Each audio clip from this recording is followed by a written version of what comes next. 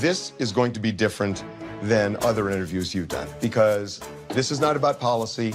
It's not about the state of the world. It's about you and how you became who you are today. And we're going to tell the story. About life. It's about life. Wow. Okay. Told, let's go in here, told through objects that you've kept over the years. And let's start with childhood. So tell me what this is. I'm intrigued. These are taken from a tree that my father planted in our backyard. How old were you? I was about 5 or 6. I went to the garden.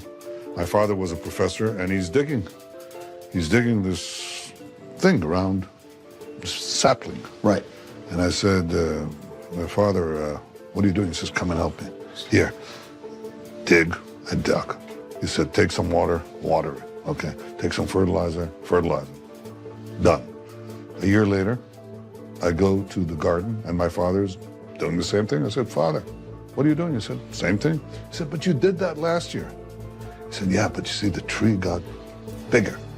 And today, these trees are gigantic. So that's the story of Israel. You know, you have to water the tree, you have to dig it, you have to make sure it gets enough sunshine, and you have to give it enough fertilizer. But the tree grows against all odds. Your dad. Tell me about him. He got you into the habit of understanding how to think, how to read, how to appreciate breadth of knowledge. He was very opinionated, especially about Israel. Were you conscious of that when you were a kid?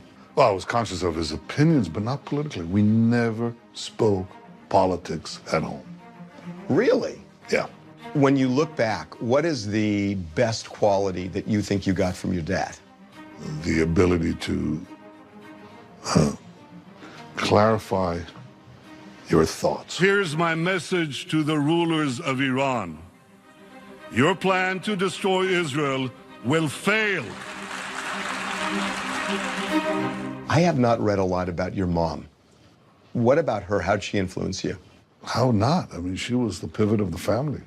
She kept the whole thing together. She used to say, I'm married to a genius, which she was, but even a genius needs somebody to take care of his socks. She raised us, 3 sons, and at the same time took care of my father. Israel celebrates its 7th Independence Day, and streets of Tel Aviv echo to cheers for the armed forces of the proud young nation.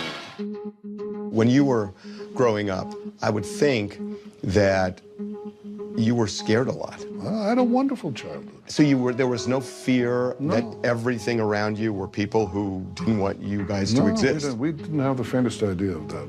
How is that? Well, it was, first of all, it was a different world, you know. But you're in a tiny place. It was a confidence, a self-confidence in the newly emerged nation. And we were the generation that was born with the state of Israel. I was born 1 year after the Declaration of Independence of the state, and it was natural to me. You are the middle child.